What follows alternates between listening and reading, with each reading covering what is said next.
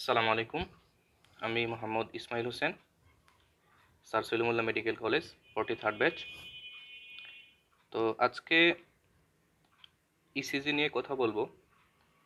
আমার ভিডিওটা একটু বড় হবে, সেই জন্য শুরুতে কিছু কথা বলে নেই। এই ভিডিওটা আসলে ইসিজির আমি চাচ্ছি বেসিক থেকে শুরু করে একদম প্রত্যেকটা ডিজিজে ইসিজিতে কী কী চেঞ্জ হয় সেগুলো, বিস্তারিত প্যাথোফিজিওলজি কী কারণে ইলেকট্রিক্যাল কী চেঞ্জ হচ্ছে, সেটার কারণে ইসিজিতে কী পরিমাণ চেঞ্জ হচ্ছে সেগুলো বিস্তারিত আলোচনা করার। আর শেষ দিকে কিছু প্র্যাকটিক্যাল ইসিজি ইন্টারপ্রিটেশনের একটা পার্ট রাখবো, সেই জন্য ইসিজি এই ভিডিওগুলো একটু বড় হবে। তো আমি শুরুতেই বলে নিচ্ছি যে এই ভিডিও তাদের জন্য যারা আসলে ইসিজি সত্যিকার অর্থেই শিখতে চান, যে শুধু পাস করার জন্য ইসিজি শেখার জন্য বেশি সময় দেওয়ার দরকার নাই। আর শর্টকাটে কেউ ইসিজি শিখতে চাইলে এই ভিডিও তাদের জন্য না। তো আমি শুরু করি। আমরা আসলে এই ভিডিওগুলোতে কি বিষয় নিয়ে আলোচনা করব সেই বিষয়গুলো বলি। প্রথমে হার্টের কন্ডাক্টিং সিস্টেম নিয়ে কিছু কথা বলবো। তারপর ইসিজি পেপারে কি থাকে, ইসিজি পেপারে কি ইনফরমেশন আমাদেরকে দেয়, শুধু শুধু যে ইসিজি ডিফ্লেকশন সেগুলোই না, লিড, তারপর আর কি ইনফরমেশন আমরা পাবো ইসিজি পেপার থেকে সেই বিষয়ে কিছু কথা বলবো। কি লিডস আছে, আমরা কোথায় কি লিডস বসাই সেগুলো নিয়ে কিছু কথা বলবো। দেন আমি কথা বলবো ইসিজিতে কি ওয়েব আছে, কি সেগমেন্ট এবং কি ইন্টারভাল তৈরি হয়, সেগুলোর নর্মাল অ্যাবনর্মাল কি সেগুলো নিয়ে কথা বলবো। তারপর আমি আসল টপিকসে যাব, সেটা হচ্ছে ইসিজি ফাইন্ডিংস অফ ডিজিজেস, মানে বিভিন্ন ডিজিজে ইসিজিতে কি ফাইন্ডিং কি পাই আমরা, সেগুলো নিয়ে আলোচনা করব বিস্তারিত ইনশাআল্লাহ। তারপরে যেটা বললাম যে প্র্যাকটিক্যাল ইসিজি ইন্টারপ্রিটেশন, একটা ইসিজি পেপার আমাদের হাতে আসলে আমরা কোত্থেকে শুরু করব, কিভাবে সামনে আগাবো এবং কনক্লুশনে কিভাবে পৌঁছাবো, একটা ডায়াগনোসিসে কিভাবে পৌঁছাবো, সেটা নিয়ে শেষ ভিডিওতে আমরা কথা বলবো ইনশাআল্লাহ। প্রথমে আমি যদি বলি conducting system of the heart, এটা হচ্ছে হার্টের ইলেকট্রিক্যাল অ্যাক্টিভিটি, যে হার্টে ইলেকট্রিক্যাল অ্যাক্টিভিটি কিভাবে শুরু হয়, কিভাবে স্প্রেড হয় এবং কিভাবে শেষ হয়, অ্যাট্রিয়াম থেকে ভেন্ট্রিকলে কিভাবে আসে। যেমন আমরা যদি বলি শুরুতে কার্ডিয়াক ইম্পালস জেনারেট হয় আমাদের এসএ নোড থেকে, যেটা থাকে আমাদের রাইট অ্যাট্রিয়ামে, যেটাকে আমরা পেসমেকার বলি, যে হার্টের রিদম যেটা নিজেই তৈরি করতে পারে, যেটাকে এসএ নোড বলে, সেটার 60 to 100 বিটস পার মিনিটে এটা ইম্পালস জেনারেট করার ক্ষমতা আছে। এবং এই ইম্পালস সে জেনারেট করে কার্ডিয়াক মাসেলকে ডিপোলারাইজ করে রাইট অ্যাট্রিয়ামকে ডিপোলারাইজেশনের পরে লেফট অ্যাট্রিয়ামকে ডিপোলারাইজ করে। অ্যাট্রিয়াম পুরোপুরি ডিপোলারাইজেশন হয়ে যাওয়ার পরে এই যে কার্ডিয়াক ইম্পালসটা অ্যাট্রিয়ামে জেনারেট হয়েছে, সেটা ভেন্ট্রিকলে আসার আমাদের একটাই রাস্তা, সেটা হচ্ছে আমাদের এবি নোড। এই এবি নোড দিয়ে একমাত্র অ্যাট্রিয়াম থেকে ইম্পালস আমাদের ভেন্ট্রিকলে আসতে পারে। এখন এই এবি নোড ইম্পালস আসলো, ইম্পালস তারপরে আসে বান্ডেল অফ হেইজ থেকে দুইটা বান্ডেল ব্রাঞ্চ তৈরি হয়, right bundle branch, left bundle branch. Right bundle branch supply দেয় right ventricle, left bundle branch supply দেয় আমাদের লেফট ভেন্ট্রিকল। এখন এই লেফট ভেন্ট্রিকলের আবার দুটো ফেসিকল থাকে। লেফট বান্ডেল ব্রাঞ্চের দুটো ফেসিকল থাকে, যেটা একটা হচ্ছে লেফট অ্যান্টেরিয়র ফেসিকল, আরেকটা হচ্ছে লেফট পোস্টিরিয়র ফেসিকল। তো এগুলো প্রত্যেকেই নিজে ইম্পালস জেনারেট করার একটা ক্ষমতা রাখে। আমরা যদি অ্যাসেনেটকে একটা পরিবারের কর্তা ধরি, সে ইম্পালস জেনারেট করে, তার জেনারেশন অফ ইম্পালসের ভিত্তিতে পুরা হার্ট কন্ট্রাকশন করে ডিপোলারাইজেশন হয়। কিন্তু কখনো অ্যাসেনোড যদি ডিসফাংশনিং হয়ে যায়, অ্যাসেনোড যদি কাজ না করে, তখন এবি নোড বলি, আবার বান্ডেল ব্রাঞ্চ বলি, অথবা পার্কিনজি ফাইবার আমরা যেটাই বলি, প্রত্যেকেই ইম্পালস জেনারেট করার ক্ষমতা রাখে তার নিজ ক্ষমতা অনুযায়ী। যেমন এবি নোড ইম্পালস জেনারেট করতে পারে 40 to 60 বিটস পার মিনিটে, বান্ডেল অফ হিচ করতে পারে 20 to 30, Purkinje fibre 15 to 30 beats per মিনিটে করতে পারে। তো এসএ নোড থেকে যত ইম্পালস জেনারেট হয় একটা হার্টে, ওইটাকে বলা হচ্ছে সাইনাস রিদম। যে ইম্পালসটা এসএ নোড থেকে জেনারেট হয়েছে সেটা হচ্ছে আমাদের সাইনাস রিদম। সেই জন্য আমরা ইসিজিতে পি ওয়েভ পাবো। দ্যাট মিনস এসএ নোড থেকে ইম্পালস জেনারেট হয়েছে, ইসিজিতে আমরা পি ওয়েভ পাবো। অর্থাৎ ইসিজিতে আমরা পি ওয়েভ যদি দেখি তাইলে বুঝতে পারবো যে এটা একটা সাইনাস রিদম এবং এই রোগীর হার্টের ইম্পালস জেনারেট হয়েছে আমাদের এসএ নোড থেকে। ঠিক আছে, এভাবে আমরা আগাইতে পারবো। অথবা কোনো ইসিজিতে যদি আমরা পি ওয়েভ না দেখি, যে ইসিজিতে আমরা পি ওয়েভ খুঁজে পাচ্ছি না, তার মানে বুঝতে হবে এটা সাইনাস রিদম না, এটা কোনো একটা এরিথমিয়া এবং এটার ইম্পালস জেনারেট হয়েছে আদার দেন এসএ নোড। ঠিক আছে, এতটুকু আমরা বুঝলাম। এটা হচ্ছে আমাদের conducting system of the heart, যে হার্টে ইলেকট্রিক্যাল অ্যাক্টিভিটি কিভাবে পাস হয়। আচ্ছা, এবার আমরা ইসিজি পেপার নিয়ে কিছু কথা বলবো। আমাদের একটা ইসিজি পেপার হাতে পাইলে আমরা কি কি ইনফরমেশন সেখান থেকে পাই, অথবা ইসিজি রিড করার ক্ষেত্রে আমাদের ইসিজি পেপারের কি কি ইনফরমেশন আমাদের জানা জরুরি সেটা নিয়ে কথা বলবো। যেমন শুরুতেই যদি বলি, ইসিজিতে আমাদের একটা স্ট্যান্ডার্ডাইজেশন থাকে, এইটাকে বলে স্ট্যান্ডার্ডাইজেশন। প্রত্যেকটা লিডের শুরুতে এরকম একটা দাগ থাকে যেটা হচ্ছে 10 মিলিমিটার। আচ্ছা, 10 মিলিমিটার বলার আগে আমি বলে নিই যে এইখানে প্রত্যেকটা ইসিজিতে আমাদের একটা লার্জ স্কোয়ার থাকে, বড়, এই যেটা দেখাচ্ছি আমি, থাকে, এবং এই একটা বড় লার্জ স্কোয়ারের ভিতরে আবার 5টা করে স্মল স্কোয়ার থাকে। যেহেতু এটা স্কোয়ার মানে 5 5 25টা থাকে, কিন্তু আমরা একদিকে গণনা করব সেজন্য 5টা ধরে নিচ্ছি। একটা লার্জ স্কোয়ারের মধ্যে আমাদের 5টা স্মল স্কোয়ার থাকে। তো হিসাবের সুবিধার্থে আমরা ধরে নেই যে এইভাবে একটা লার্জ স্কোয়ার, একটা স্মল স্কোয়ার আমাদের 0.04 সেকেন্ড পাস করে। তার মানে ইসিজি পেপার, এই যে ইসিজি মেশিন যেটা গ্যালভানোমিটারে ইসিজি পেপারটা পাস করে, তার মানে 0.04 সেকেন্ডে এই ইসিজি পেপারটা গ্যালভানোমিটারে 1 স্মল স্কোয়ার পাস করে। অথবা সেটাকে আমরা যদি মিলিমিটারে হিসাব করি, সেটা 1 মিলিমিটার হয় একটা স্মল স্কোয়ার।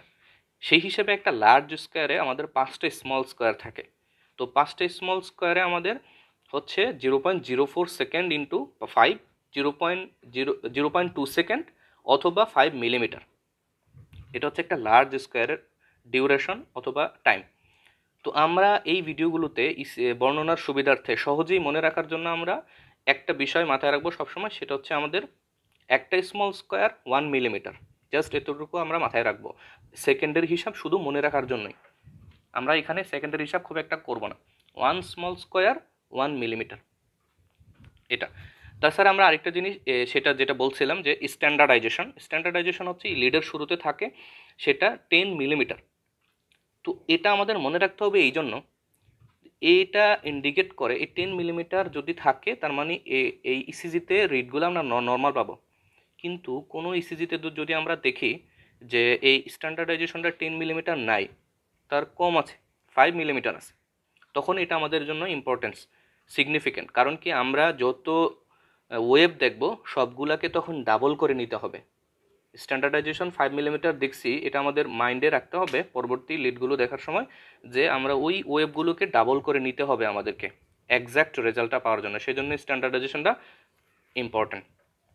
তারপরে আমরা এগুলো দেখতে পারি, এগুলো খুব একটা ইম্পর্টেন্ট না, যে 1 সেকেন্ডে কত মিলিমিটার যায়, কত মিলিভোল্টে পাস হয়, এগুলো এই সব ইনফরমেশনও থাকে। এটা হচ্ছে সহজেই বোঝার জন্য যে একটা লার্জ স্কোয়ার 0.2 সেকেন্ড, 5 মিলিমিটার, একটা স্মল স্কোয়ার 0.04 সেকেন্ড অথবা 1 মিলিমিটার, এতটুকুই। আচ্ছা, এবার আমরা যেটা নিয়ে কথা বলবো সেটা হচ্ছে কী কী লিডস আমরা বসাই পেশেন্টের বডিতে, ইসিজিতে। আবার আমরা ইসিজিতেও দেখি, নর্মালি ইসিজিকে 12 লিড ইসিজিও বলা হয়, 12টা লিড। তো 12টা লিডগুলোকে ভাগ করা হয় দুইভাবে, limb lead, chest lead. Chest লিডে আমরা 6টা লিড বসাই, যেগুলোকে ভি দিয়ে প্রকাশ করে, V1 অথবা কোনো কোনো জায়গায় সিও থাকে, V1 থেকে V6 পর্যন্ত। আবার লিম্ব লিড কিছু আছে যেগুলো ইউনিপোলার আর অগমেন্টেড লিম্ব লিডস, যেগুলোকে বলে AVR, AVL, AVF। Bipolar standard leads, এগুলো 1, 2, 3। এখন চেস্ট লিডগুলো কোথায় বসায়, লিম্ব লিডগুলো কোথায় বসায়, এটা নিয়ে আমরা আসলে এখানে কথা বলছি না, আমরা এগুলো পরে কথা বলবো। এখন আমরা এই লিডগুলি আমাদের যে পেশেন্টের বডিতে বসাচ্ছি, এই কোন লিডটা আমাদের হার্টের কোন এরিয়াটাকে সে রিপ্রেজেন্ট করতেছে সেটা নিয়ে আমি একটা ফিগার দেখানোর ট্রাই করছি। এই যে এটা হচ্ছে আমাদের মোটামুটি একটা রাফ ফিগার একটা হার্টের, যদিও ফিগার খুব একটা ভালো হয়নি, কিন্তু ইমাজিন করার জন্য এরকম একটা ফিগার। সেটা হচ্ছে এটা যদি আমাদের রাইট সাইড হয়, লেফট সাইড হয়, আমাদের যে লিম্ব লিডগুলোর কথা আমি বলছি আগে সেটা নিয়ে বলি। যে অগমেন্টেড যে 3টা লিড আছে, এভিআর সেটা আমার রাইট সাইডে, হার্টের রাইট সাইডে, এভিএল লেফট সাইড, আর এবিএফ ইনফিরিয়র সাইডে। তো আমরা মনে রাখার জন্য কোনটা কোন পাশে ছিল এটা অনেক সময় মনে থাকে না, এটা কোন পাশে ছিল। তো আর এবিআর, আর আছে রাইট, এল আছে লেফট, আর এফ আছে ইনফিরিয়র, এটা সহজেই মনে রাখা যায়। তারপরে আরও 3টা স্ট্যান্ডার্ড লিড যেগুলো, সেটা হচ্ছে 1, 2, 3, এই 6টা ছিল আমাদের লিম্ব লিড একত্রে যেটা বলি। আর চেস্ট লিডগুলো সেটা হচ্ছে আমাদের এই যে V1 থেকে V6, V1, 2, 3, 4, 5, 6, V6। এখন এগুলো তো আমি এখানে বসাইছি, এগুলো কোন কোন লিড হার্টের কোন কোন সারফেসটাকে ইন্ডিকেট করে সেটা আমাদের জানা খুব জরুরি। এমআই এর ক্ষেত্রে এটা খুবই ইম্পর্টেন্ট। সেটা হচ্ছে আমাদের ইনফিরিয়র সারফেস বলতে আমরা যেটা বুঝি সেটা হচ্ছে যদি লিড 2, 3 এবিএফ, এই যে আমাদের 2, 3 এবিএফ, দেখেন হার্টের ইনফিরিয়র সারফেসের দিকে এই 3টা লিড আছে, এই 3টা লিড আমাদেরকে ইন্ডিকেট করে এখানে কোনো প্যাথোলজি থাকলে এই 3টা লিডে ইনফিরিয়র সারফেসে, হার্টের ইনফিরিয়র সারফেসে কোনো প্যাথোলজি আছে। এরপরে অ্যান্টেরিয়র সারফেস সেটা হচ্ছে আমাদের V1 থেকে V6, V1 থেকে V6 এটা আমাদের হার্টের সামনের অংশ, অ্যান্টেরিয়র পার্টটাকে ইন্ডিকেট করে। এখন কোনো ইসিজিতে যদি এরকম দেখেন আপনি পাইছেন যে V2 থেকে V6 পর্যন্ত আছে, ওটাও কিন্তু অ্যান্টেরিয়র। V1 কোনো প্যাথোলজি নেই, কোনো সমস্যা নেই। V2 থেকে V6, আবার V1 থেকে V5 পর্যন্ত পাইছেন, ওটাও অ্যান্টেরিয়র আপনি ধরে নিতে পারেন, সমস্যা নেই। তারপরে এন্টেরোসেপ্টাল হচ্ছে এটা আমাদের সেপ্টাম। V1 থেকে V4 পর্যন্ত যদি ইনভলভ হয়, এই 4টা লিড যদি ইনভলভ হয়, ওটাকে আমরা বলি এন্টেরোসেপ্টাল সারফেসে প্যাথোলজি আছে। তারপরে এন্টেরোল্যাটারাল, অথবা এটাকে আরেকটা নাম বলে এক্সটেন্সিভ অ্যান্টেরিয়র। এখন অ্যান্টেরোল্যাটারাল আমি যদি বলি, তার আগে আমি ল্যাটারালটা বলি নেই। হাই ল্যাটারাল, দেখেন এটাকে আমরা ল্যাটারাল যদি ধরি, হাই ল্যাটারাল উপরের দিকে আছে 1 ABL। তারপরে ল্যাটারাল যদি বলি, তাহলে এই 1 ABL এর সাথে V5, V6 যদি ইনভলভ হয় তাহলে সেটা হচ্ছে শুধু lateral surface. High lateral 1 ABL, lateral surface V5, V6, এটা সারফেস। এখন অ্যান্টেরোল্যাটারাল সারফেস কীভাবে ইনভলভ হয়, যদি V1 থেকে V6 পর্যন্ত ইনভলভ হয়েছে, আবার 1 ABLও ইনভলভ হয়েছে, ওইটাকে আমরা বলবো অ্যান্টেরোল্যাটারাল অথবা এক্সটেন্সিভ অ্যান্টেরিয়র সারফেস, তার প্যাথোলজি আছে। এরপর ভেন্ট্রিকল ওয়াইজ আমরা যদি রাইট ভেন্ট্রিকল দেখি, সেখানে V1, V2কে রিপ্রেজেন্ট করে, V1, V2 রাইট ভেন্ট্রিকলকে রিপ্রেজেন্ট করে, V3, V4 সেপ্টামকে, V5, V6 left ভেন্ট্রিকলকে। এ হচ্ছে আমাদের অ্যাজ এ হোল আমাদের কোন কোন লিড হার্টের কোন সারফেসটাকে ইন্ডিকেট করতেছে, রিপ্রেজেন্ট করতেছে, ওইটা আমরা দেখলাম। আমি মেইন টপিক্সে যাওয়ার আগে এখানে একটা বিষয় আমি বলতে চাই, সেটা হচ্ছে আমাদের হার্টের যে ইম্পালস জেনারেট হয় এসএ নোড থেকে, সেটা কোন ডিরেকশনে যাচ্ছে সেটাকে আমরা বর্ণনার এক্সপ্লেনেশনের সুবিধার্থে ভেক্টর দিয়ে ব্যবহার করি, সেটা হচ্ছে কার্ডিয়াক ভেক্টর বলে। তো এই ভেক্টরের ইম্পর্টেন্সটা কি? ভেক্টরের ইম্পর্টেন্সটা হচ্ছে আমাদের এই ইনফরমেশনটা খুবই গুরুত্বপূর্ণ। আমাদের এই যে কার্ডিয়াক ইম্পালসের ইলেকট্রিসিটির যে ডিরেকশন, সেই ডিরেকশনটাকে আমরা ভেক্টর দিয়ে প্রকাশ করতেছি। আর এই ভেক্টরটা আমাদের যেই লিডগুলোর দিকে হবে, এই ভেক্টরটা যেই লিডগুলোর দিকে হবে, আমি আবার বলছি, ভেক্টরটা যেই লিডগুলোর দিকে হবে ওই লিডগুলোতে আমি পজিটিভ ডিফ্লেকশন পাবো। পজিটিভ ডিফ্লেকশন শব্দটা ইউজ করতেছি এই জন্য যে ইসিজি দেখলে আমরা দেখি যে আঁকাবাঁকা, এই আঁকাবাঁকা দেখে হিজিবিজি মনে হইলেই বুঝতে হবে লোকটা বেঁচে আছে। যদি এখানে একটা স্ট্রেট সহজ লাইন দেখি আমি, তার মানে লোকটা বেঁচে নাই। তো এই আঁকাবাঁকাটাই আমাদের জন্য ইম্পর্টেন্ট। উপরের দিকে আমরা যদি একটা স্ট্রেট লাইনের উপরের দিকে কোনো ইস ডিফ্লেকশন দেখি সেটা হচ্ছে পজিটিভ ডিফ্লেকশন, নিচের দিকে দেখি সেটা হচ্ছে নেগেটিভ ডিফ্লেকশন। এখন এই পজিটিভ নেগেটিভ কথাটার অর্থ হচ্ছে, পজিটিভ ডিফ্লেকশন মানে হচ্ছে ইলেকট্রিক্যাল ইম্পালস ওই ভেক্টরের ওই লিডগুলোর দিকে যাচ্ছে, স্প্রেডিং ডিরেকশনটা লিডগুলোর দিকে, এই ভেক্টরের ডিরেকশনটা লিডগুলোর দিকে। আর নেগেটিভ ডিফ্লেকশন হচ্ছে এই ইলেকট্রিক্যাল ইম্পালসের ডিরেকশনটা, তার মানে ভেক্টরের ডিরেকশনটা লিডগুলোর থেকে বিপরীত দিকে। আমি মনে হয় বুঝাইতে পারছি। এই যে টোটাল হার্টের মেজর, এটাকে বলে major vector, as a whole হার্টের ইলেকট্রিক্যাল ইম্পালস এই ডিরেকশনে আসে।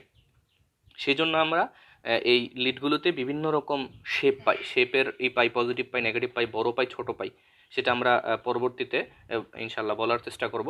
তো এখানে যেটা আমার বলার উদ্দেশ্য ছিল একটা কথাই, সেটা হচ্ছে ইলেকট্রিক্যাল ইম্পালসের ডিরেকশন যেদিকে ভেক্টর সেদিকে, আর ভেক্টরের ডিরেকশন যদি লিডগুলোর দিকে হয় তাহলে আমরা ইসিজিতে পজিটিভ ডিফ্লেকশন পাবো। যদি ভেক্টরের ডিরেকশন লিড থেকে বিপরীত দিকে হয় আমরা ইসিজিতে নেগেটিভ ডিফ্লেকশন পাবো। এতটুকু বলার উদ্দেশ্য ছিল এখানে।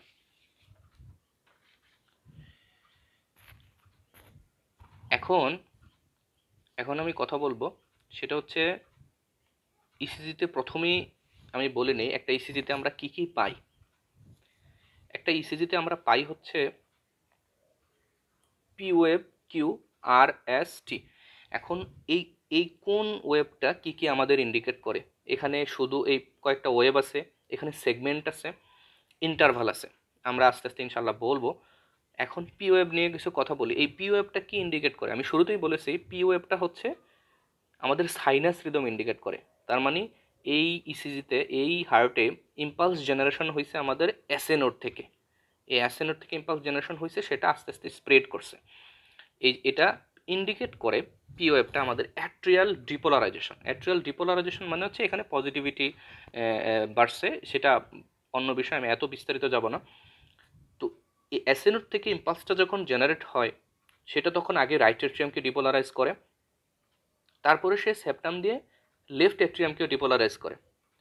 এখন আমরা এটাকে যদি পি ওয়েভ ধরি, এইটা যদি পি ওয়েভ ধরি তাহলে এটার যে এই পজিটিভ আপওয়ার্ড যে পার্টটা, এটা হচ্ছে রাইট এট্রিয়াল ডিপোলারাইজেশনকে রিপ্রেজেন্ট করছে, আর যে ডাউনওয়ার্ড যে পার্টটা এটা লেফট এট্রিয়াল ডিপোলারাইজেশনকে রিপ্রেজেন্ট করতেছে। এখন এই পিওএফটা এটা ইন্ডিকেট করে। এখন আমরা যদি দেখি নর্মালি পিওএফটা আমরা কি পাই, নর্মালি আমরা POF best seen in lead to V1। আমরা ইসিজিতে যদি পিওএফের কোনো ইনফরমেশন আমাদের দরকার হয় আমরা শুরুতেই কোন লিডের দিকে নজর দেবো, একটা ইম্পর্টেন্ট ইনফরমেশন, সেটা হচ্ছে লিড টু আর V1-এ। লিড টু আর V1-এ আমি পিওএফ পাইছি, তার মানে অন্য কোনো লিডে আমার পি দেখার দরকার নাই, এটা আমি সাইনাস রিদম হিসেবে মাথায় রাখলাম যে এটা পিওএফ আছে এটা। এখন এই পিওএফটার হাইট কতটুকু হয়, এখন যদি আমি হাইটের কথা বলি, হাইট হচ্ছে এটা কতটুকু উপরে উঠে।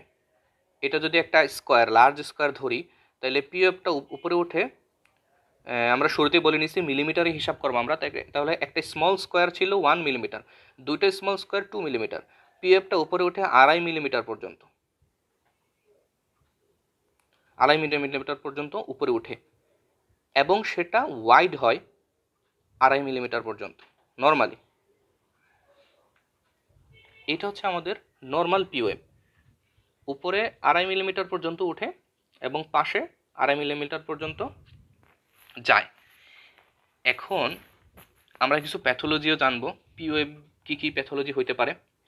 পিওএফটা ইন্ডিকেট করতেছে আমাদের অ্যাট্রিয়াল ডিপোলারাইজেশন। এখন এই পিওএফ আমি শুরুতেই বলছি এই পার্টটা আমাদের রাইট অ্যাট্রিয়াল ডিপোলারাইজেশনকে ইন্ডিকেট করে। এখন আপনি দেখেন যদি কোনো কারণে, আমাদের অনেক কারণে হইতে পারে, রাইট অ্যাট্রিয়াল ইনলার্জমেন্ট, হাইপারট্রফি হয়ে গেছে, রাইট অ্যাট্রিয়াল হাইপারট্রফি হয়ে গেছে, তাইলে কি হবে, এইখানে এই যে এসএনও থেকে যে ইম্পালসটা জেনারেট হয়েছে এর এই পুরা রাইট অ্যাট্রিয়ামকে ডিপোলারাইজ করার জন্য সময় বেশি লাগবে। নির্দিষ্ট ইম্পালস ইনক্রিজড কার্ডিয়াক মাসেলের, এনলার্জড কার্ডিয়াক মাসেলকে ডিপোলারাইজ করার জন্য তার বেশি সময় লাগবে। তাইলে কি হবে, তখন যেটা হবে সেটা হচ্ছে এই আপওয়ার্ড যে পার্টটা বড় হয়ে যাবে। তাহলে রাইট অ্যাট্রিয়াল ডিপোলারাইজেশন হলো আপওয়ার্ড পার্টটা বড় হয়ে গেছে। লেফট এট্রিয়াল কিন্তু আমাদের এখনও নর্মালি আছে। সো ডাউনওয়ার্ড পার্টটা কিন্তু ছোট হওয়ার কোনো সুযোগ নেই, যেহেতু সে উপরে উঠছে তাকে নামতেই হবে, সে নির্দিষ্ট সময় নেমে গেছে, তার মানে তার উপরের যে লেন্থটা 2.5 মিলিমিটারের চেয়ে বড় হয়ে গেছে, কিন্তু ওয়াইড ঠিক আছে, তার মানে কারণ লেফট এট্রিয়াম ঠিকই আছে। আমি যেটা বোঝাতে চাইলাম যে রাইট এট্রিয়াল এনলার্জমেন্টের কারণে এই যে কার্ডিয়াক ইম্পালসটা সেটা পুরা রাইট এট্রিয়ামকে ডিপোলারাইজ করার জন্য বেশি সময় লাগার কারণে এটা বেশি উঁচু হয়ে গেছে, লম্বা হয়ে গেছে আমাদের পি ওয়েভটা। এইটাকে বলে হচ্ছে টল পি ওয়েভকে বলে হচ্ছে পি পালমোনালি, যেটা আমরা কোথায় পাই? পি পালমোনালি পাই হচ্ছে আমরা রাইট এট্রিয়াল হাইপারট্রফিতে। ঠিক আছে, রাইট এট্রিয়াল হাইপারট্রফিতে আমরা পি পালমোনালি পাই। তো এই পালমোনালি নামটা কেন আসছে? আমাদের রাইট এট্রিয়াল হাইপারট্রফি অনেক কারণ, মানে লাংসের অনেক ডিজিজের রাইট এট্রিয়াল হাইপারট্রফি হইতে পারে। তো এই জন্য এটাকে পালমোনালি নাম দেওয়া হয়েছে হয়তোবা। এখন আমরা দেখব রাইট এট্রিয়াম ঠিক আছে, রাইট এট্রিয়ামের মাসেল মাস ঠিক আছে, কিন্তু লেফট এট্রিয়ামের মাসেল মাস অর্থাৎ লেফট এট্রিয়াম এনলার্জড হয়ে গেছে। তাহলে কি হবে? ইম্পালসটা যে জেনারেট হয়েছে এসএ নোড থেকে সেটা রাইট এট্রিয়ামকে ডিপোলারাইজ করছে, তার মানে সে নির্দিষ্ট দূরত্বেই উপরে উঠছে। এখন সে যখন নিচে নামবে, তার মানে নিচে নামার পার্টটা কি? Left atrial depolarisation. সে যখন নিচে নামতে যাচ্ছে দেখে কি যে তার লেফট এট্রিয়ামের মাসেল মাসটা একটু বেশি, তার একটু বেশি সময় নিয়ে ডিপোলারাইজ করা লাগবে, মাসেল মাস বেশি সময় নিয়ে ডিপোলারাইজ করা লাগবে। সেই জন্য সে কি করে? সেজন্য একটু সময় নিয়ে নিচে নামে, ওয়াইড হয়ে যায়। ওয়াইড এতে কয়েক রকম হতে পারে, সেটা হচ্ছে ওয়াইড না হয়ে বাইফিড হতে পারে, যে নিচে নামতে গেছে তার হাইট কিন্তু 2.5 মিলিমিটারের ছোট, কারণ সে রাইট এট্রিয়াম আমাদের নর্মাল আছে। তো সে যখন নিচে নামতে যাবে তখন দেখে যে একটু সমস্যা, সে একটা নচ দিয়ে নিচে নামে, এর মতো একটা নচ দিয়ে সে নিচে নামে। এই জন্য এটাকে বলে পি মাইট্রালি। তাহলে আমরা পি মাইট্রালি কোথায় পাই? পি মাইট্রালি পাই হচ্ছে আমরা লেফট এট্রিয়াল হাইপারট্রফি। তাহলে এটা বুঝলাম যে রাইট এট্রিয়াল হাইপারট্রফিতে আমরা পি পালমোনালি পাই, যেটাকে পি পালমোনালি বলে। তখন আমরা ইসিজিতে কি পাবো? ইসিজিতে দেখবো যে একটা বড় পি,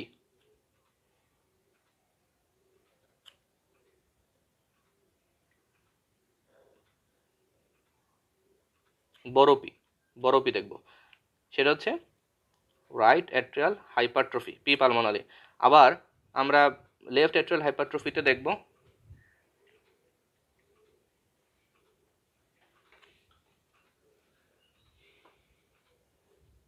পি মাইট্রালি, সেটা লেফট এট্রিয়াল হাইপারট্রফিতে আমরা দেখতে পাই। এটা গেল আমাদের পি বড় অথবা বাইফিট, অথবা পি ওয়েভ এরকমও হতে পারে, সেটা হচ্ছে